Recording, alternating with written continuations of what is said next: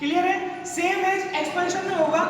जो बच्चा एक्सपेल्ड है आपको एक्सपेल्ड पे क्लिक करना है। एक्सपेल्ड पे जैसे ही क्लिक करेंगे वैसे ही बच्चे का वही रोल नंबर और उसका सब्जेक्ट पूछेगा। सब्जेक्ट पूछते ही आपको इमेज अपलोड कर देना है, टाइप है अटेंडेंस शीट का, उसमें मार्क करके सबमिट कर देना है। क्लियर है?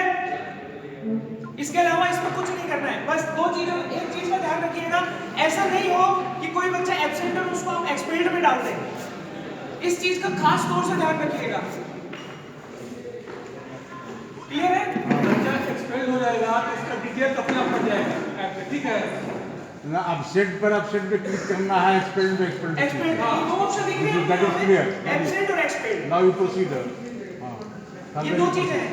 इसके अंदर तीसरा ऑप्शन आएगा आपका व्यू रिपोर्ट। व्यू रिपोर्ट में क्या होगा, मान लीजिए आपने दिन भर में 5 बच्चे एब्सेंट करे, दिन भर में 5 या 10 करे, पहली शिफ्ट में 5 कर दिए, शाम को 5 कर दिए। शाम को आपको क्या करना है, एग्जाम के बाद में उस व्यू रिपोर्ट में जाना है। व्यू रिपोर्ट में जाकर के आपको क्या करना है, दिन का जो डिटेल है, दिन भर का जो डिटेल है 10 बच्चों का आपको वो रिपोर्ट में दिखाई देगा।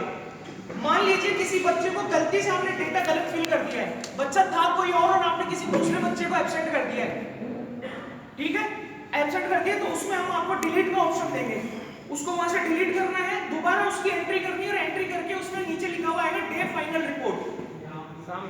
शाम में ये करना, शाम में दिखेगा, दिन में भी, पर शाम में ही करना है। वो इसलिए करना है कि दिन भर के जो आपने एब्सेंट लगा दिए, काम कर दिया है दिन भर का एब्सेंट और एक्सपेंशन का, वो गलत तो नहीं कर दिया, उसको आपको दोबारा एक मौका दिया जाएगा देखने के लिए, क्रॉस चेक करने के लिए, क्रॉस चेक करने के लिए। उसको जब आप डे फाइनल कर देंगे उसके बाद में आपको दोबारा कोई मौका नहीं मिलेगा उसमें दोबारा एडिट करने का। और इसके लिए आपको डे फाइनल रिपोर्ट के लिए केवल 1 दिन का ही टाइम मिलेगा। आप सोचेंगे कि आज जो एब्सेंट हो गए हम आज डे फाइनल रिपोर्ट कल सबमिट कर देंगे, तो नहीं होगा, वो वहां से हट जाएगा। केवल सेम डे ही करना है आपको एग्जाम के एंड में। एग्जाम के बाद उसको एक बार तक रहेगा टेबल में रहेगा 8-9 बजे तक लास्ट।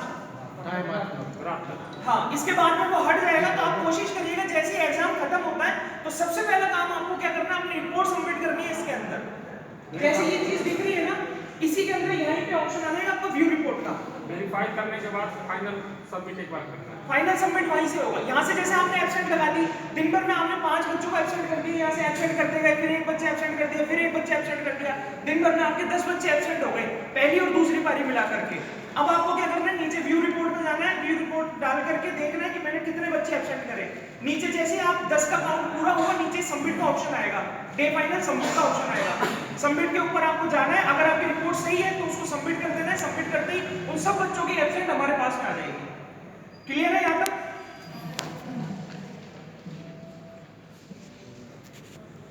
सब्जेक्ट होगा, उसके बाद में ये नीचे बच्चे का जैसे आप सब्जेक्ट सेलेक्ट करेंगे, इसके अंदर एक्शन के एक्सपेंशन में बच्चे का डिटेल आ जाएगा। बच्चे का डिटेल आ जाएगा तो ये मार्क का ऑप्शन दिखाई दे रहा है आपको। यहाँ पे मार्क करना है, मार्क जैसे ही करेंगे आप नीचे इमेज अपलोड का ऑप्शन आ जाएगा। इमेज ग्रीन कलर में दिख रहा है, इमेज अपलोड, यहीं पे आपको इमेज अपलोड करना है इसका। ये है व्यू रिपोर्ट। इस तरीके की आपको उस पर रिपोर्ट दिखाई देगी। अब जैसे ये बच्चे दिख रहे हैं, इसके अंदर ये सारे आपको ये डिलीट का ऑप्शन आ रहा है इधर। जैसे ही आप इसको, अगर आपको लग रहा है कि ये बच्चा गलत है तो यहाँ से इसको डिलीट कर दीजिएगा। डिलीट करने के बाद में दोबारा इसकी एंट्री करिए, एंट्री करके और नीचे से सबमिट कर दीजिएगा। नहीं, रहने दीजिए, बाद में बात करेंगे। ठीक है, अभी हाँ ट्रेनिंग हॉल में।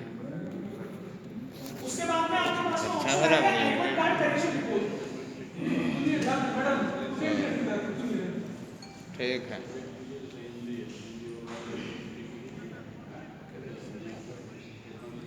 एब्सेंटी एक्सपेंशन के बाद में सर बाद में कर लीजिएगा प्लीज। बहुत टाइम मिलेगा आपको बात करने का। उसके बाद में आपके पास में ऑप्शन आएगा एब्सेंटी एक्सपेंशन के बाद में admit card correction report. Admit card correction report क्या है, मान लीजिए किसी बच्चे के एडमिट कार्ड में कोई करेक्शन है, सपोज बच्चा अलग है, उसकी फोटो अलग आ गई एडमिट कार्ड में, तो आपको करना क्या है, एडमिट कार्ड रिपोर्ट के अंदर जैसे ही आप एडमिट कार्ड रिपोर्ट में जाएंगे तो वहां पे आपको उसका रोल नंबर पूछेगा बच्चे का। जैसे ही आप रोल नंबर डालेंगे उसके अंदर, रोल नंबर डालने के बाद में उसकी वैसे ही सेम डिटेल आ जाएगी। डिटेल आने के बाद में जो मार्क का ऑप्शन आ रहा था अभी, जैसे ही मार्क का ऑप्शन आएगा मार्क करिएगा। जैसे ही आप उसके ऊपर मार्क करेंगे नीचे पूछेगा वो आपसे वेरीफाइंग अथॉरिटी नेम,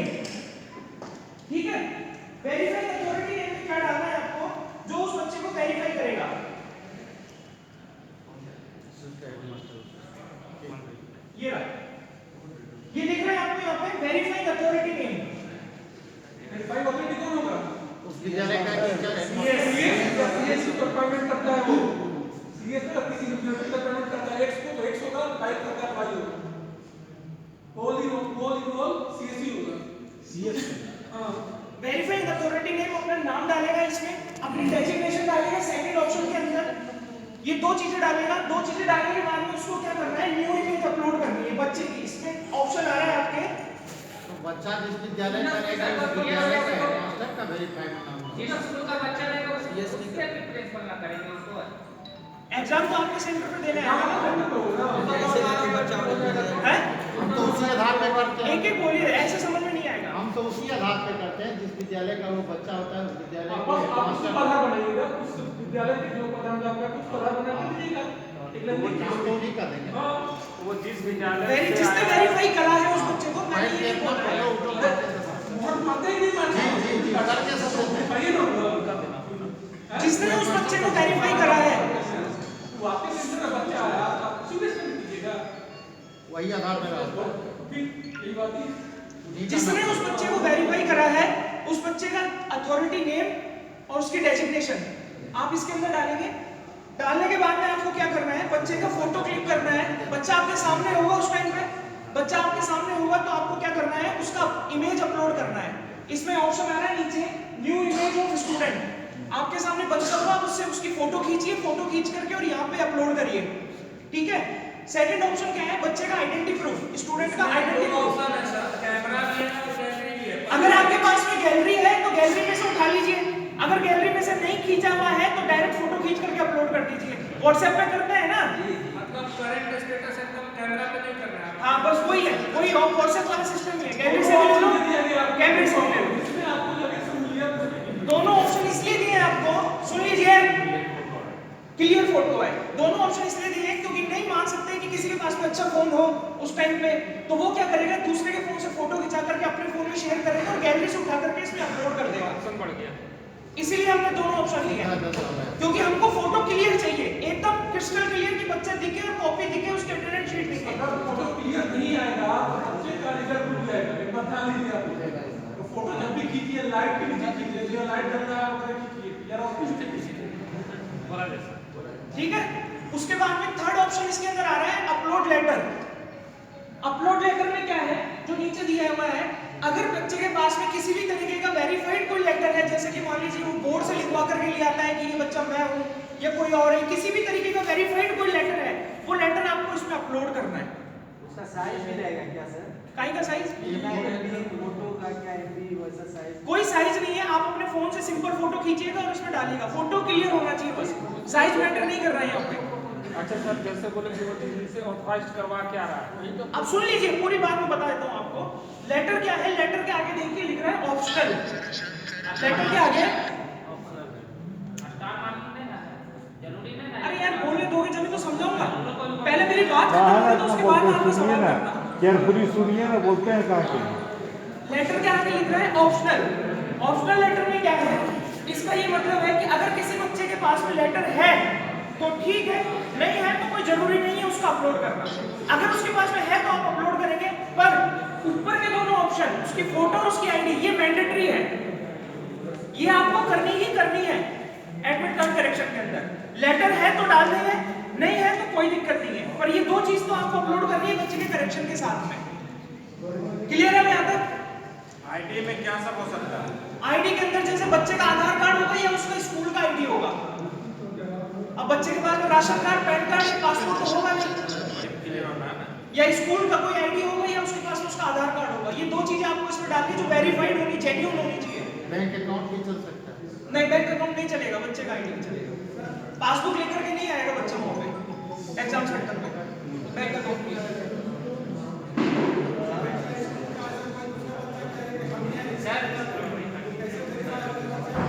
जिसने वेरीफाई करा होगा वो देख करके तो लेकर के आएगा ना। चलिए आगे बढ़िए। इमेज चेंज है या मान लो उस बच्चे के नाम गलत है तो अपना आईडी लेकर के आएगा ना वो कि ये बच्चा मैं हूं, तब आप वेरीफाई करेंगे ना बच्चे को। यहाँ तक क्लियर है admit card correction. Admit card action के बाद में आपके पार्ट वाला ऑप्शन आता है मटेरियल रिसीव्ड। सुन लीजिए सर, सुन लो। मटेरियल रिसीव्ड क्या है कि जो भी आपको पॉलीबैग या एनवेलप जो भी आपको बोर्ड के द्वारा प्राप्त हो रहा है, यहाँ पे ऑन पेपर जो भी प्राप्त हो रहा है आपको, उसकी एंट्री आपको यहाँ पे करनी है।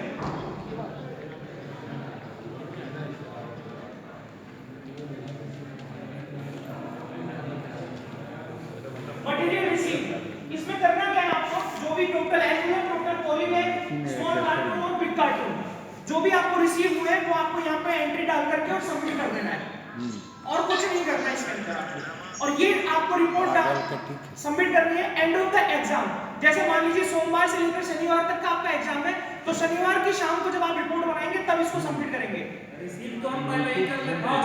भैया हम बोल रहे हैं ना, हमको पता है आप रिसीव पहले कर लेते हैं, इसलिए मैंने बोला आपको कि एग्जाम के एंड में आपको जब सारे एग्जाम हो जाएंगे उस दिन एंड में आपको ये सबमिट करके हमको भेजना है कि हमको इस ये आज का लास्ट का एग्जाम है, इस दिन तक हमको इतने रिसीव हुए, ठीक है, और यहाँ पे सबमिट कर देना है।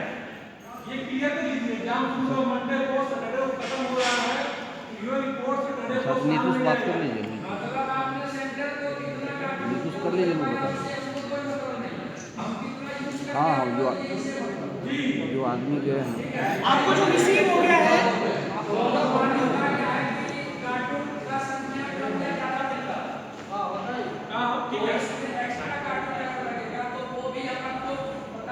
सुन लीजिए, मैं बता दूं, क्लियर कर दूं। सुनिए मैं क्लियर कर दूं। जो एक्स्ट्रा जैसे बोर्ड ने आपको 100 कार्टून दिए, आपको लगा कि मुझे और ज्यादा होगा, 100 का एंट्री आप कर चुके हैं, जो एक्स्ट्रा बचेगा अपने नोटबुक में लिख लीजिए, आप कॉपी पे उसको ग्रुप बनाएंगे हम लोग, आप उस ग्रुप में डाल दीजिएगा, मैंने इतना ये गाइड किया, ठीक है, आपको अच्छी नंबर कर दो। एंट्री इसमें आपको वही करनी है जो आपको बोर्ड से रिसीव बोर्ड हुआ पे दिया आपको 2021 में पेपर आता है बस। ऑन पेपर मैंने ये पहले बोला ना, मैंने वर्ड ये ऑन पेपर जो आपको रिसीव हुआ है बोर्ड से 100 हुए हैं, 50 हुए हैं, वो आपको इसमें डालना है लास्ट डे पे। जिस दिन एग्जाम का एंड होगा उस दिन आपको end of the day exam आपको ये उसके अंदर सबमिट करना है, ठीक है। मतलब रिसीप्ट और यूज दोनों एक नहीं करना। हाँ भाई, अरे सर सुन लो, बता रहा हूँ, ये केवल रिसीप्ट का बताया मैंने, रिसीप्ट का बताया मैंने, यूज्ड का नाम भी नहीं लिया अभी तक मैंने। अब आ रहा हूँ यूज्ड पे। ज्यादा के लिए भी नहीं करना, जितना रिसीव है उतना। उसके बाद में आपने जो सेकंड ऑप्शन आएगा इसके अंदर वो आएगा यूज्ड का। यूज्ड में क्या करना है, जब आप रिसीव जब इसके अंदर डाल देंगे तो आपको इसके अंदर यूज्ड का ऑप्शन रिसीव्ड वाला कॉलम इधर ऑटोमेटिकली फैच हो जाएगा। अब आपको करना क्या है कि जैसे मान लीजिए 60 मिनट है जिसमें से आपने 10 काम में ले लिए, तो रिमेनिंग ऑटोमेटिकली इधर आ जाएगा और आपको यूज्ड की डिटेल इधर डाल करके सबमिट कर देना है। क्लियर है? केवल यूज्ड की डिटेल डाल करके पहले रिसीव्ड की डिटेल सबमिट करनी है, फिर दूसरे ऑप्शन में जब आप यूज्ड में आएंगे तो यूज्ड के अंदर रिसीव्ड ऑटोमेटिकली आपको यहाँ पे दिखाई देगा, आपको यूज्ड की डिटेल यहाँ पे डाल करके सबमिट कर देना है। ये कितने बजे करना है, हाँ सर, कितने बजे शाम? एग्जाम के जिस दिन एग्जाम एंड हो जाए उसके जस्ट बाद में कर दीजिए आप कि हमारा इतना कार्टून यूज हो गया है। लास्ट ऑप्शन है आपका OMR theory report. OMR theory report क्या है, इसमें आपको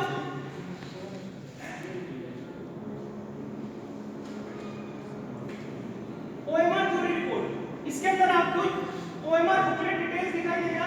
ओएमआर बुकलेट टोटल जो है वो यहाँ पे दिखाई देगा। एब्सेंट स्टूडेंट जो काउंट होंगे वो आपको यहाँ पे दिखाई देंगे, एक्सपेल्ड वाले दिखाई देंगे, और ओएमआर यूज्ड जो हो चुका है वो दिखाई देंगे। अब इसमें क्या करना है, आपको कुछ सबमिट नहीं करना है इसके अंदर, ये जस्ट आपके लिए रिपोर्ट है।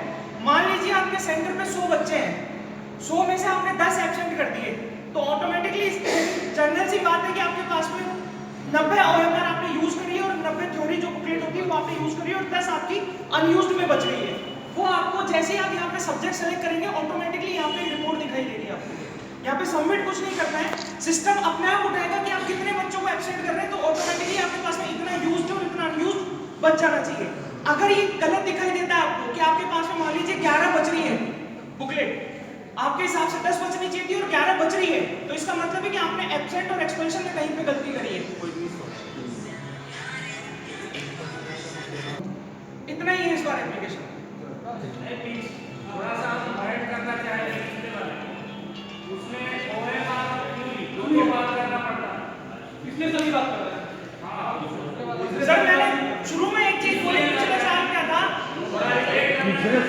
बाद में अप्लाई नहीं पिछले साल के लेकर के बैठे। हाँ पिछले साल के बाद अप्लाई नहीं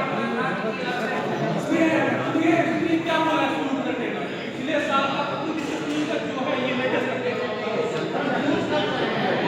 हो गया जो बच्चा गाइडलाइन में चलने चल गया था क्या लेकिन वो बच्चा राइटिंग जा रहा है ये बार बोल